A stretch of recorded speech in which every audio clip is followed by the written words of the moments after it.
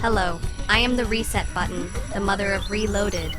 At Reloaded, every IWC championship is defended against a random opponent selected by me. Anyone can be selected by me. From IWC alumni to WWE Hall of Famers. You will never guess who will be selected, making this the most unpredictable night in professional wrestling.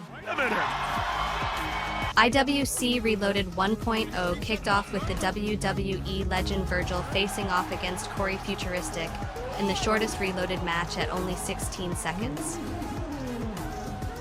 13 WWE legends have appeared at Reloaded, competing for championships and my reset button.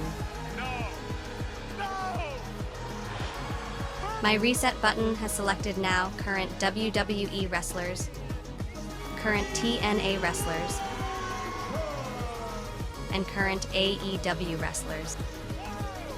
My 16-bit challenge has 16 competitors enter at random intervals and eliminate each other by pinfall, submission, or being thrown over the top rope with both feet touching the floor. The winner earns control of me, the reset button. They can reset the IWC championship standings at any time, any place, on the spot, for a championship match of their choosing.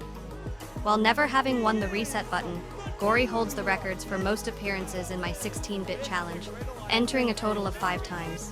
At Reloaded 8.0, Swoggle became the smallest competitor at only 4.5 feet and just over 100 pounds. In 2019, Paxton Calloway became the biggest competitor to enter my 16-bit challenge, standing 7 feet tall and 360 pounds. Calloway was eliminated by the second biggest competitor, Bulk Nasty, who also holds the record for most eliminations in a single match at 7, with 11 total eliminations in all his appearances. My reset button has been successfully activated by 5 of 7 winners. Of those winners, both Jamie Jameson and Atticus Kogar are the only 2 to have failed to win an IWC championship when activating me. On Saturday, February 21st, my 8th annual 16-bit challenge at Reloaded 12.0 will be the most unpredictable night in professional wrestling. Are you ready to reset?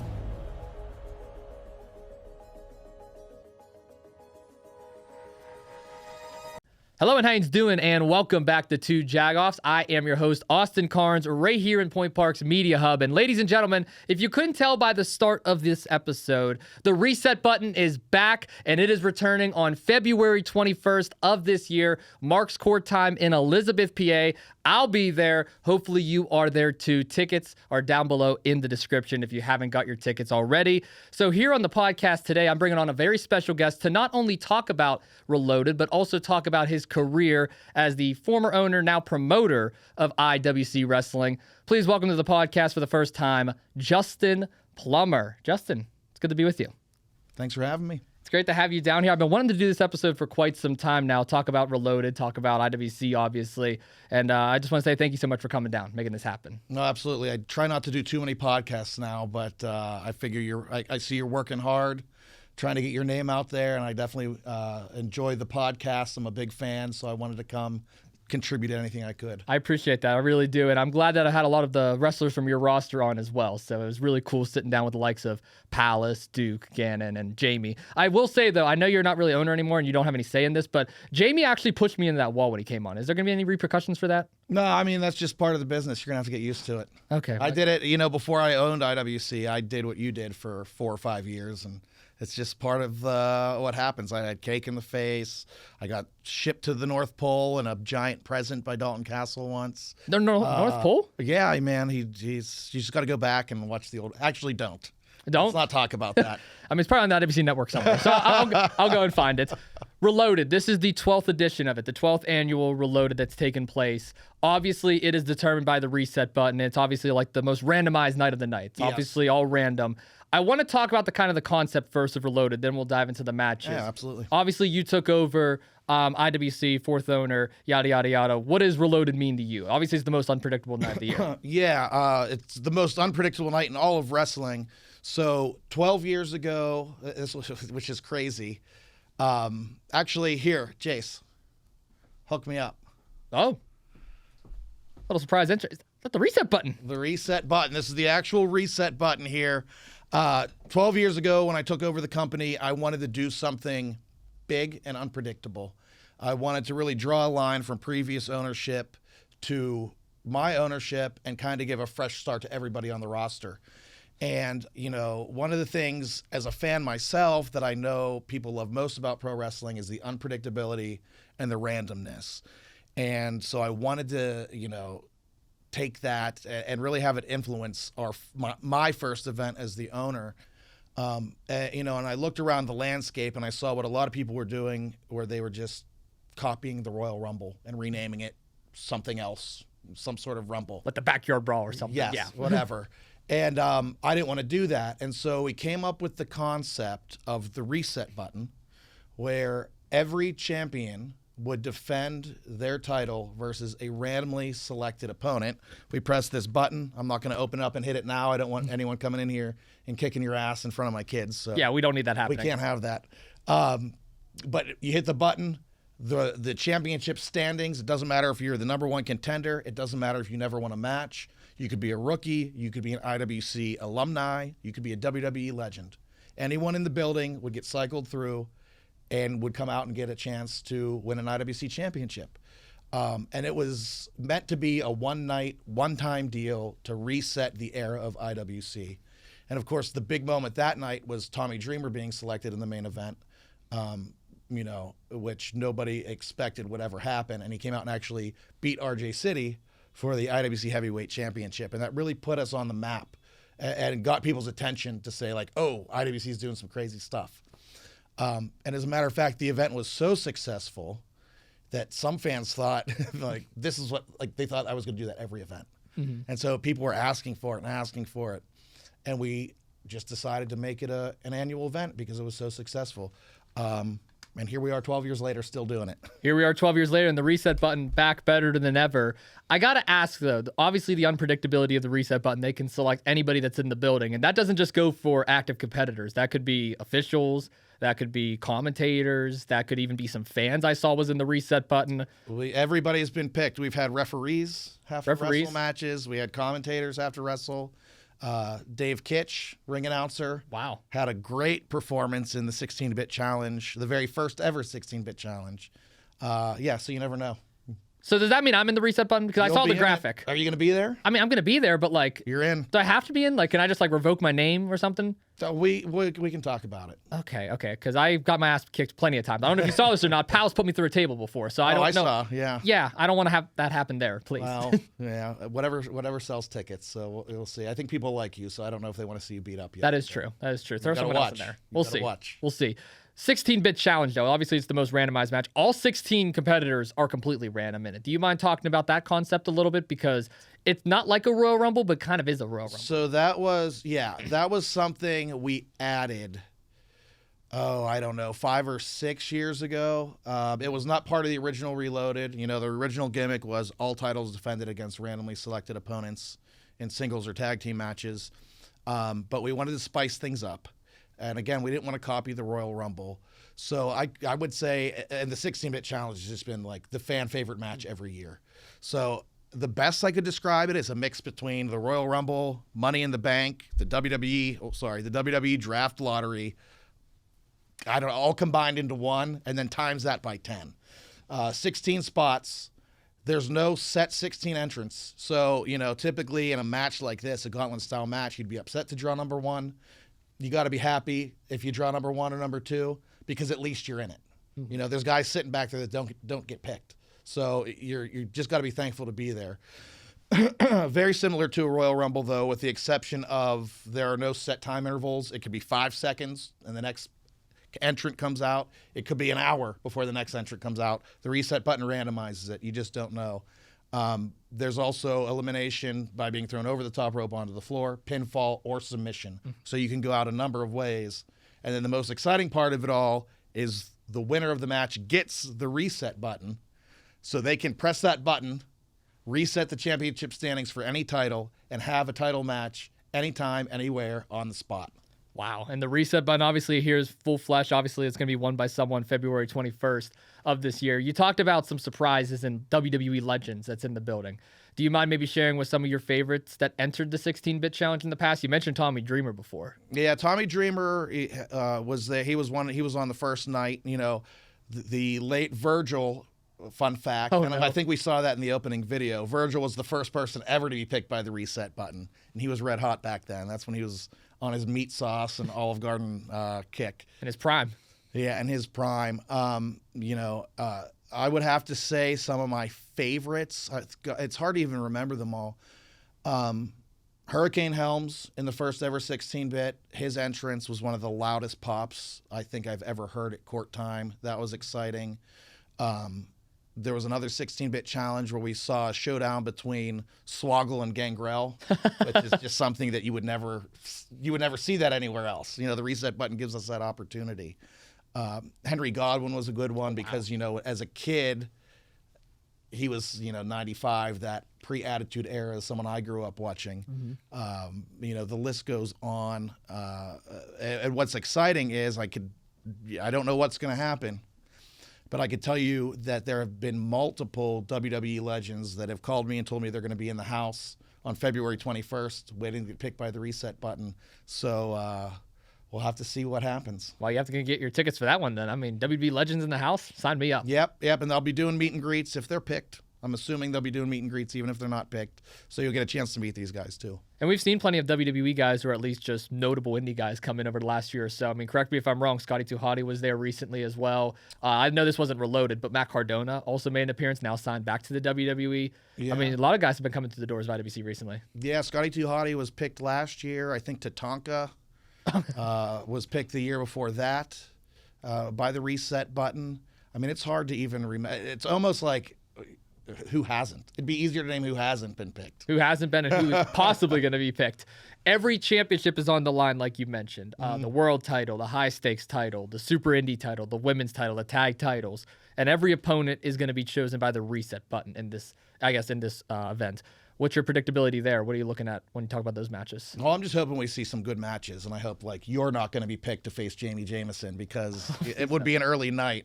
I guess we'd get the kids to bed a little early that night if that happened. You don't think I even have a slim chance of lasting a second, a couple minutes in the match, maybe?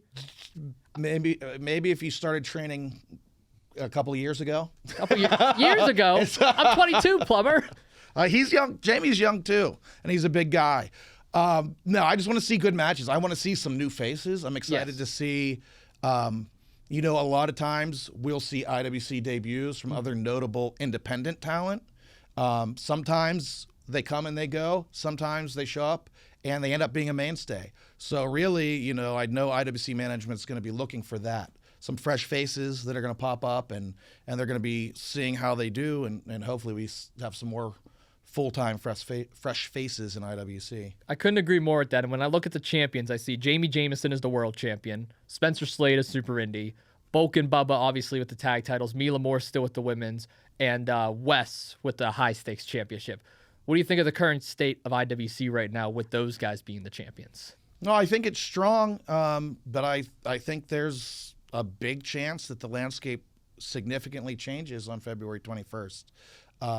Just by the sheer amount of people that have been reaching out to IWC management, from what I've heard, from what you've heard, to be part of this. So I would not be surprised if the list that you just read off of champions is not the same in a couple of weeks. But I also wouldn't be surprised if they all stand strong. I mean, Jamie just won that title, and he's worked his entire career to get that. I can't imagine he's going to give it up very easy. Obviously, Mila Moore is at the peak of her career right now. Oh, yeah. I'm sure it's only going to continue to rise, but that'll be a tough person to take down. The tag titles, Bulk and Bubba, they are on a hot streak that I didn't even expect. So they've had those titles for a while now. Yeah, how about Bubba? My goodness. Bubba, he's been gone for a while. He came back, and he's more motivated than I think I've ever seen him. I've crossed paths with Bubba a lot of times over the last 15 years. And, of course, I wasn't around in 2001 when he started IWC. I was still, we won't say where I was at. I probably wasn't as young as you. Were you even alive? I wasn't even alive yet. I was born in so you weren't 03. even alive. But yeah, that's been very surprising. You know, he's in the best shape I've seen him in a long time. And then, you know, you throw in the muscle and the insanity of Bulk Nasty. Now, I do love those reloaded reset button tag team matches because we've seen some crazy teams. You got to remember the reset button doesn't pick a tag team. It picks two individuals. So I'm trying to think in the past. I know the Sandman was picked to challenge for the tag team titles. That's when Channing Decker and his brother were the tag team champions. Bushwhacker Luke, legendary tag team wrestler, was picked to team with Keith Hott, who was a huge fan favorite then, to challenge for the tag team titles. And actually, Bushwhacker Luke was the second oldest active professional wrestler during that match. And he's still at it. He actually just texted me the other day, seeing if he can come back up to Pittsburgh. Oh, my goodness. he Maybe may it's have the elected again. Who record now. knows? I know. He'll be the oldest now. Yeah, he's great. I get chills, though, when those guys come out because a lot of those older legends that maybe, you know, younger fans don't know, I grew up watching. So, you know, even as the promoter, seeing them come out, seeing the fans react, I get chills when those older legends come out. Of course. And then it's fun seeing the younger fans react to, you know, the more recent legends when they're selected. Yeah, like the guys in the 2010s, early 2000s. You talked about Bulk and Bubba, you talked about Mila, and talked about Jamie. What about Wes? How about Wes Barkley right now? Yeah, nobody thought he would be the high stakes champion. Marcus was in the heat of his run. He was in the middle of something special. And you know, Wes came out and won that title kind of out of nowhere. So it'll be interesting to see what he does with it. We all know the most exciting thing about the high stakes title is that the champion gets to pick the stipulation of the match. And they don't do that until seconds before the match starts. So they have a huge advantage over their opponent. Wes is crazy. And so it will be really interesting to see what he does with those stipulations. Although it'll be hard to top Felix because I feel like Felix is probably the craziest man I've ever met in my life, and he did a good job. But I'm challenging Wes to outdo him. Well, Wes is definitely listening. Former guest of the podcast as well. I mean, there you go. What was the match that he chose against Wes? What was the match that Felix chose against Wes at the ballpark show? It was the hot dog eating contest, right? Yes. Yeah. What? I don't even know what that was. Well, Wes hates hot dogs apparently, which he looks like a guy that loves hot dogs. Yeah. So I'm not sure what the issue is there, but he hates hot dogs, and you know, Felix must have had some inside intel, and you know, it was our first ever hot dog eating championship match. And there was a lot of stacked matches that night. That might have been my favorite, honestly. The ballpark? Hold on. Oh, yeah. Oh, here's some breaking news. You Okay. want some breaking news? Let's hear it. This just happened today. IWC is returning to Washington Wild Things Park, EQT Park, on May 30th. So we'll be back this year. Maybe we'll one-up what we did last year. There we go. Bring it like a burger eating contest or something. Who knows? Yeah. But no, breaking. Okay, that's some big news, actually. Yeah. IWC, Washington Wild Things, EQT Park. Yeah, we're gonna be Ready going, for we're it. going to be going back twice this year. We're working on the second date still. So. Okay. But May 30th will be the first one. Have they done multiple shows at the EQT in 1 year, or is it always just like one a year? I usually do 2. Okay. It just depends on how the dates line up. You know, I hate doing outdoor events because of the unpredictability of the weather. Yeah. But I love the guys that run that ballpark and that team. And we just have a really good relationship with them. They come to a lot of the court time events. And they're really good to us. They treat us very well. They're very professional. So it was something I wanted to keep up. You know, that all came about during COVID when everybody else in the state was shut down. And we partnered with the Wild Things, you know, so we could do social distancing outdoor events. And I think IWC was the only promotion in the state to run through COVID because of that, you know, the creativity that we had with doing an event in the ball field. Yeah.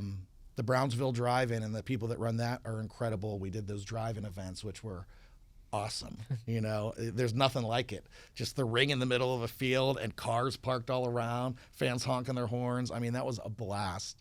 But these Wild Things events were just kind of like a hangover from the COVID era that, you know, we did out of necessity at one point, but everybody loves it, so we just kept doing it. And the ballpark show is always a lot of fun too, because like, I mean, it's a bigger stage. You never know who can actually show up to those ones. And I mean, it also feels like it's a step away from court time, which I love court time, but I mean, it's always cool to have like a new setting as well. And I mean, what better setting to have than a whole baseball field? Yeah, we're working on that. We're working on expanding to new venues and trying some new stuff this year. So there'll be more announcements coming. But we're not there. I don't want to say anything yet until Of course, we we have gotta save official. But I think back to the ballpark, and I remember my favorite night when, Wardlow made his return to IWC and saved the company from that evil, no good, rotten Jock Sampson before the tables turned and everybody, for whatever reason, started to love Jock. But that was another like goosebump-inducing moment. Oh my gosh, I can only imagine. Well, there's no roof there, but if there was, it would have blew off the place. It was. I have some incredible fan videos that I saved because the reaction was awesome. And I didn't get to actually see it happen. I was actually knocked out laying in the infield. So I tried peeking up a few times because I could hear that crowd go nuts. Wow. Had to be there to see it, I guess. Had to be there. I was going to ask you this later, but since we're on the topic, I'll ask you real quick. Wheeling Nailers is another place that IWC partners with too. Yeah, I love the folks at Wheeling. Hopefully we do it again this year. It's always it's something that we don't discuss until we get closer to November. But we have an awesome tradition of doing an event there the night before Thanksgiving. You have almost 2,000 fans in attendance, which is a great opportunity for IWC and all of the wrestlers to get in front of a non-traditional crowd. And so, we can expand our fan base. The wrestlers get an opportunity to expand their, the marketing of themselves. I would expect that that's going to happen again this year too. Now, cycling back to Reloaded itself, there was one champion we didn't mention, and I feel like it would be bad if I did not mention him, the Super Indie champion, Spencer Slade. Yeah, Spencer is at the top of his game right now too. I mean, he's dominating IWC. He's dominating the NWA. He's going to be tough to beat. I mean, he ran through the Super Indy. He went through what? It was Sam Holloway at one point. It was Trevor Lee. Trevor Lee was the other one that he ran through in the semifinal or final match, excuse me. There's a lot of names in that match too. I mean, Super Indy is probably the biggest time of year. Yeah, I always like looking back at the winners of the tournament to see the path that they took to get there. And it's crazy, the level of talent. It's always three guys, usually three. The tournament's evolved over years, but it's usually three of the best wrestlers in the country, if not the world, that you got to beat in one night. So we'll have to do maybe we'll have to we'll come back before Super Indy this year and do a big talk list about of it. that a little bit. Maybe get some of those guys in here. Oh, that'd be amazing. Yeah, Super Indy special. Yeah, that's like a breeding ground for television talent. I mean, anybody, half the guys you see on TV now wrestled in the Super Indy tournament or even won the Super Indy tournament. I don't want to get too far off topic, but I love that event too because you just don't know how good the lineup is when you're there. Yeah. And then you look back at it 5 years after, 6 years after, and then it's like, wow, can you believe that all those people were in one building in one night?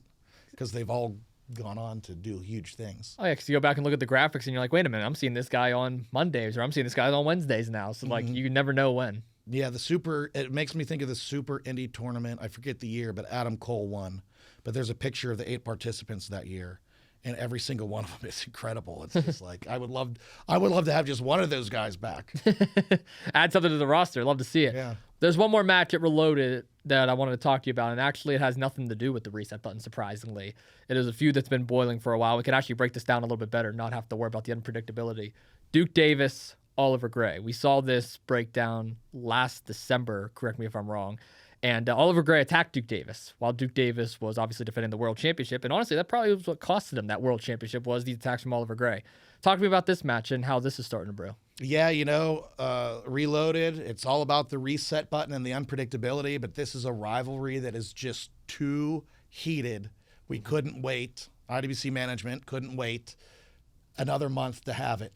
I mean, Duke really wants to get his hands on Oliver Gray. Oliver Gray came out of nowhere. I don't even think most people probably knew who he was. But I just saw what he posted online this week, and I think he delivered his message to perfection. He was taking Duke Davis's advice. If you want an opportunity, go take it. Otherwise, it's going to be the same 5, 6, 7 guys at the top of the card, the same people that are getting looks from the bigger companies.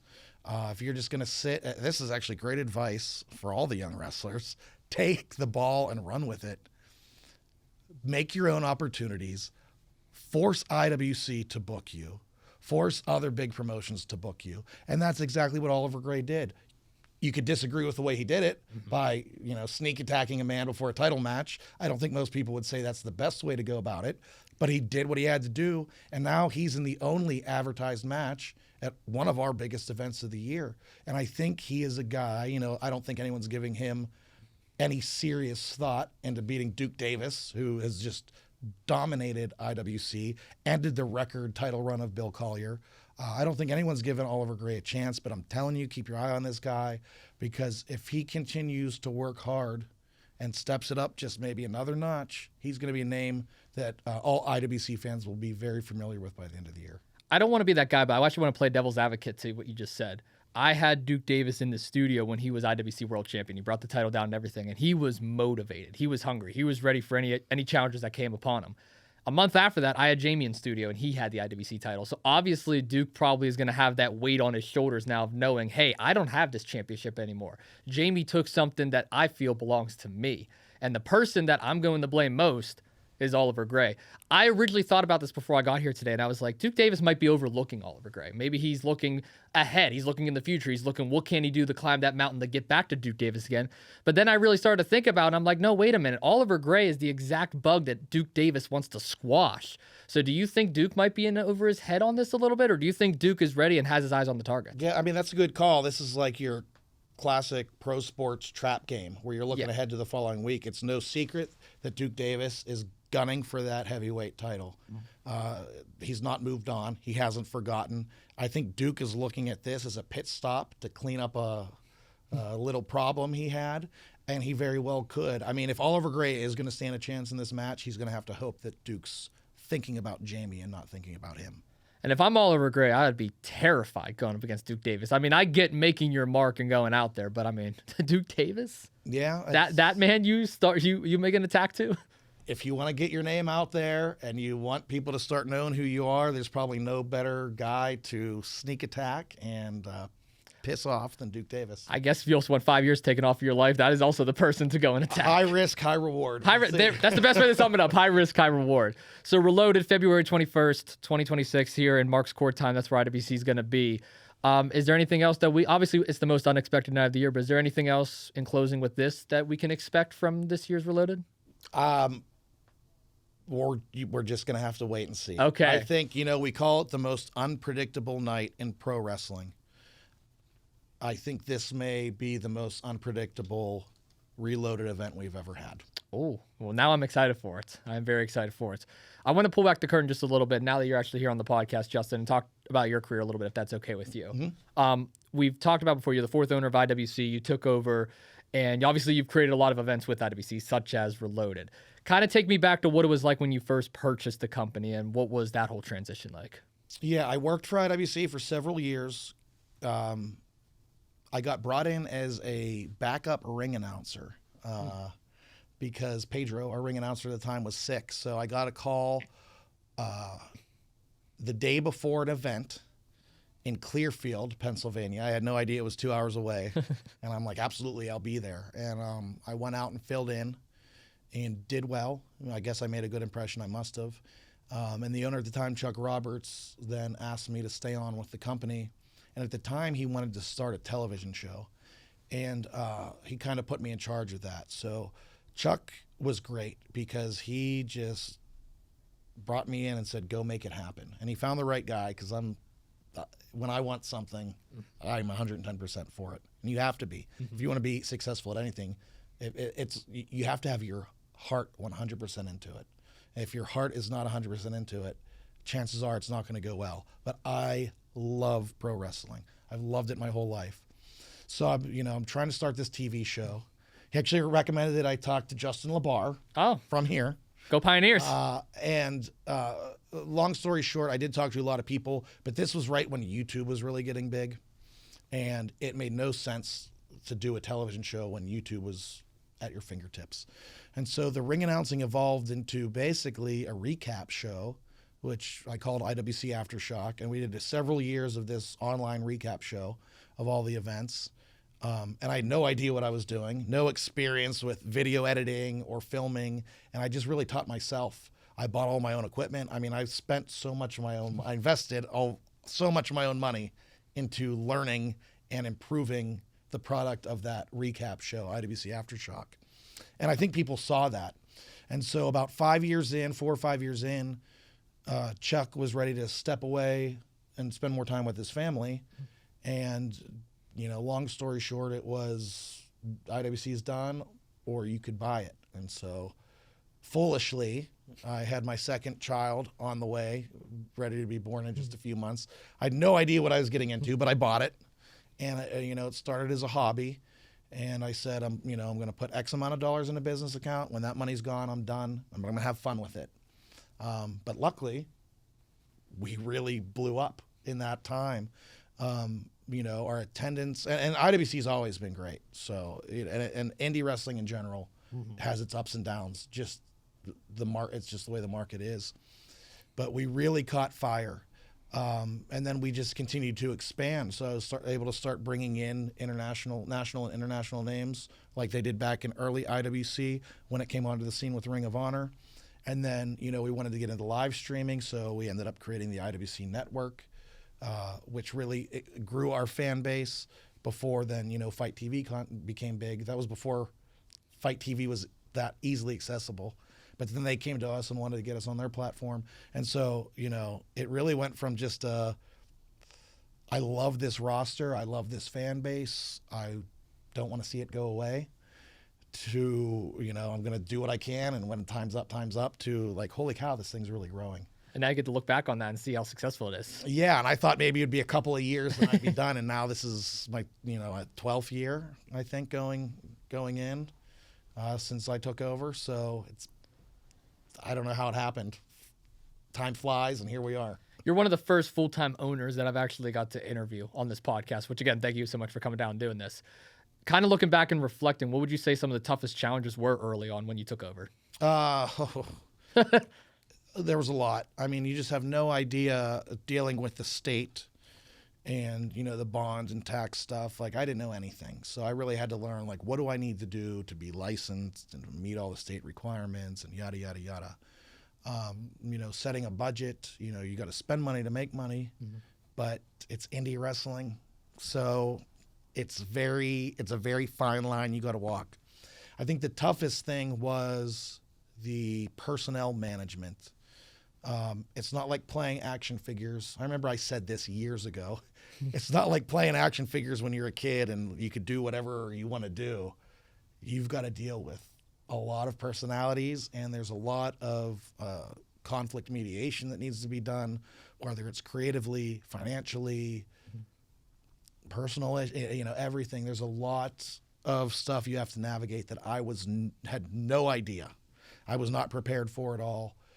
And you just need experience and time. I mean, you need to take lumps to get a thick skin. It's just, I took a lot of things personally early on. Now I take nothing personally. Things still can get you flustered, but it just is what it is. People come and go. And just coming in as I think when I took over the company, I was 30 years old. And a lot of those guys had been around. They were older. They had been around a lot longer than me. And so they saw it as like, here's this web show dude coming in, and now thinks he's going to run the company. So it was very, very hard to earn their respect, to be able to, do that personnel management. Because when you don't have their respect, they don't really give a shit what you have to say. Exactly. There's no good discussions. So it was a lot of just like, proving yourself as the owner to get that respect so that you can then go and manage those issues. And so, that was definitely the biggest challenge. But here we are. Now it's just a well-oiled machine. Yeah, and here we are all these years later, and IWC is still going strong. Yeah, and, I did a lot of things on my own back then. That's something else I learned. You can't do this by yourself. Jen Plummer was a huge, huge asset, still is. I always thought to myself, how did Chuck run this company without somebody else? Like, it's not a one-man job, not if you want to do it well. And so Jen did a lot of the dirty work, she's very intelligent too. So she did a lot of the background business stuff. I did the more event-related business stuff and the creative.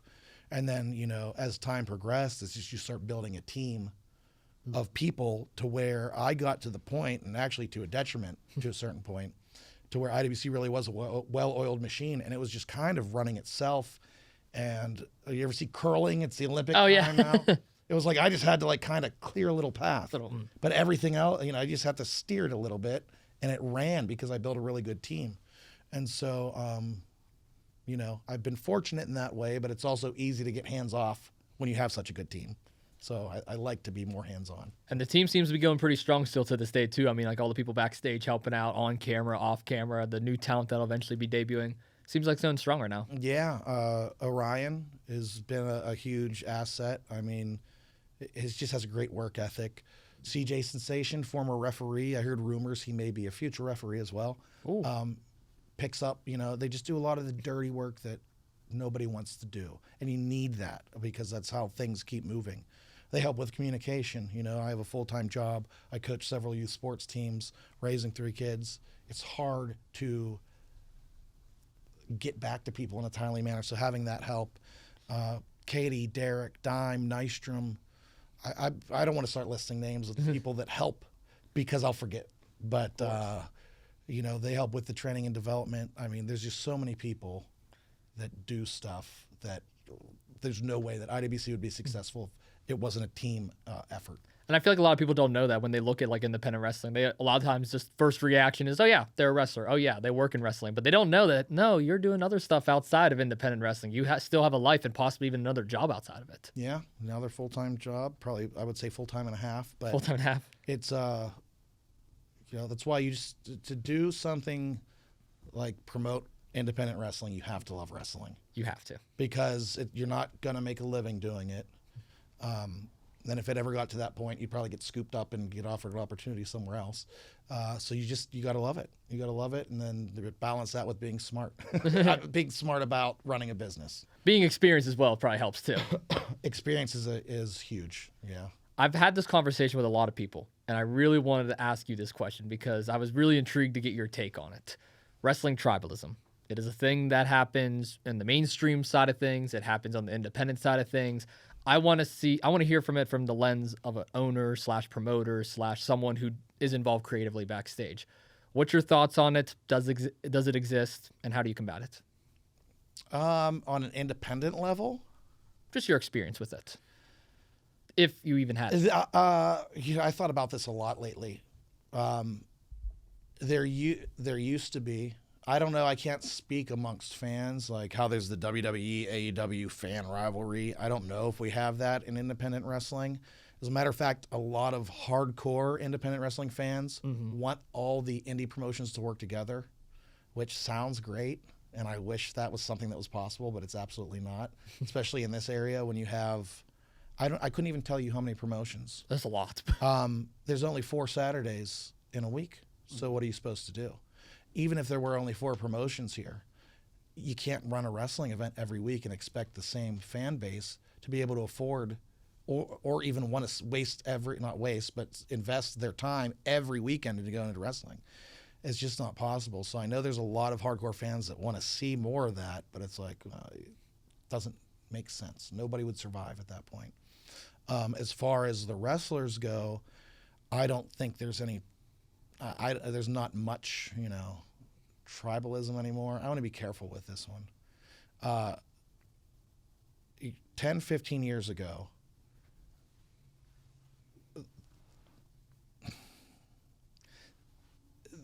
there was a lot more like, we are a team, we are together. We sink or swim together, let's go. The Jimmy DeMarcos, the Shima Zions, Joaquin Wilde in WWE, like that era where diehard team players. That we still do have that, but I think with just so much out there now, I mean, the landscape's changed. It's kind of just like a lot of guys just want to work wherever they can get work. And so we'll leave it at that. That's fair. I'll give you my little take on it, and then we can wrap this part up. I think it was Katie or Derek. It could be one of them, or maybe it was someone else. I apologize. I know Katie and Derek listens to every episode, so I apologize if it wasn't you guys. Oh, they do. They What's do. up, guys? What's up, Katie and Hello. Derek? Yeah, they listen to some of the other ones too, and they always make fun of me when I don't ask my final question, which I will ask you at the end of the I was going to say, I don't think they actually do. Derek's probably just telling you that. Derek's a schmoozer. Oh, really? You're a schmoozer, Derek. You're going to get a text now. I guarantee. I'm going to get a text too. Derek Sampson, because he's a schmoozer like Jock Sampson was. Derek Sampson? Yeah. I'm going to get my ass kicked by them too. Jock Dillinger. He's a schmoozer. I love him. Him and Wes are great. Oh, Wes is amazing too. Love those guys. Love them all. But my take on it is just, it's simple. I see both sides of the coin. One, hey, if you're a company, stay with one company, do your thing there. But at the same time, if you're looking at it from a promoter's perspective, and you'll probably understand this, why would I pay to see wrestler A wrestle at promotion A when I can see him much cheaper at promotion B? Yeah. Or what, promotion C or promotion D? It's always been a problem. And, Norm Connors, previous owner of IWC, gave me some great advice many, many years ago. And it still holds true. And I'll never forget. He said, just focus on making IWC the best it can be. And forget about it. Don't even pay attention to anything else. And so that's what I do. But I get, it's hard not to think like, all right, and I know if it's the exact same lineup somewhere else and you can save some money, especially in today's day and age, why wouldn't you do it? That's why I strive so hard to be different. And it's hard to be different with the wrestlers because you see a lot of the same guys. It's a lot of the same places. So you can't, what I've done because it is what it is. And I'm not yet at the point where I'm going to do anything about that. But that's not the only way you can be different. You can have a better production value. You can have a better venue experience. There's a lot of other things you could do to stand out. And so that's what I focus on. I focus on what can I do with the hands that I'm dealt to make IWC better and more different than all these other places. Totally agree with you on that. And I would say this as someone who's been to other promotions, have done work with other promotions, and obviously is with IWC as well.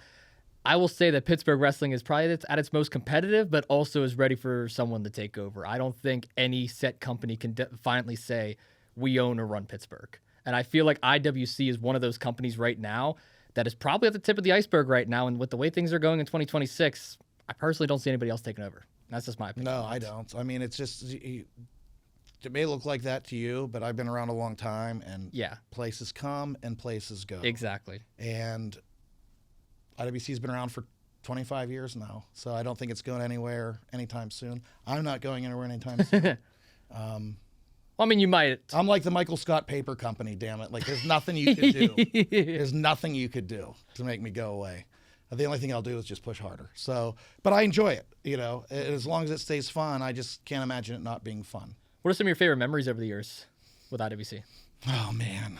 We're going to run out of time. Is that our clock? Yeah, I got one more question after this one. The first 10 minutes of that's me yelling at my kids to stop fighting. You're actually watching a really good time. I'm surprised. Okay. Yeah. There's so many, man. I mean, Christ, it's just like some of the greatest moments of my life happened because of IWC. Some of the worst too, but that's all right. I'm just going to pick something that comes to my head. We had Ricky Steamboat booked for a double shot weekend. It was Wheeling Island Casino and then Meadville High School on I think it was a Friday, Saturday double booking. And he missed one of his flights. His flight was delayed, whatever. But he was the special guest referee of the main event in Wheeling on Friday night. And he didn't show up until the main event had already started. And so I remember he called me and he's like, I'm here. I didn't know where to park, but here's where I'm at. And I'm like, oh my God, dude, the match is happening. And you are probably a quarter of a mile away from where you need to enter the building. So I ran out the back door and I remember it's like pitch black and I'm sprinting through this field and I see him like way down there, a little tiny dot. And I find him, I'm like, can you run? Let's go. And so I didn't even get to introduce myself. And this is another, he's a big deal because I grew up watching him. Yeah. So I played with his action figure, it's like, oh, here he is. Right there. I played with your action figure, now here you are. Can't say hi, can't introduce myself. We got to run. So we're sprinting through this field. It's pitch black. We bust through the back doors of the casino, and we go up to the curtain, and we're peeking through, and he's like, who's who? And I'm like, all right, these guys, they're the faces. These guys are the heels. All right, get it. He ran out. We're probably like 8 minutes into the main event at this point. He runs out, hits a few chops. Keith Hott had a great moment in that time. You got to go watch that if you have the footage. Oh, God, it was hilarious. But he pulled it off and came back and said, and he was just so nice about it. He's like, I'm so sorry I'm late. Nothing he could do. I'll do a meet and greet with the fans, and I'll let them wear my Hall of Fame ring. And you could charge them whatever you want and just keep all the money. I won't take any of the money, and that'll be my make good for being so late. And I was like, you know what? Screw it. If you're not going to charge me to do that, just do it for free for them. And so all the fans there that night got to get their pictures taken for free and wear the WWE Hall of Fame ring. So cool. And then the next day, same thing. He's like, I'll do a seminar if you want to make a few extra bucks, and you can keep it. And again, I'm like, well, if you're willing to do it, then let's just do it. Like, let's give everybody the opportunity, and we won't charge anyone anything. And he did a seminar before our event in Meadville for over an hour with the entire roster. So, that was one of my favorite weekends because he was just such a cool dude, and such a giving guy. A lot of the stories I probably can't tell here, but might get me demonetized. Yeah, we don't want that. That was probably right up there with one of the biggest. Chris Jericho, who was another one of my favorites. Oh, yeah. Y2J. He randomly showed up one night and at court time for one of our events because I think he was doing Steel City Con maybe, or he was in the area for something. And he ended up showing up because he knew a few of our guys. And then halfway through the event, he was just like, hey, do you mind if I go do special ring announcer? He was like, would that be cool? And I'm like, absolutely. Chris Jericho, yeah. So, that was a big, and then he texted me the next day, and he's like, don't put that on the DVD, because he was still with WWE at the time. And I'm like, all right. But we've gotten news articles, and, it already got the buzz. And it was just cool to, meet somebody, again, that was, such a big influence on you. And then, building that relationship with him. Of course. Don't talk to him at all now, but stayed in touch for a while. Actually went and saw his band play once when they were here in Pittsburgh, too. So, and we had a fun night that night. So it was those are just two off the top of my head. Hopefully there's more to come. Oh, there's definitely going to be more to come. It sounds like there's probably been a lot more as well. It's in the archives that definitely happened in the past. Yeah.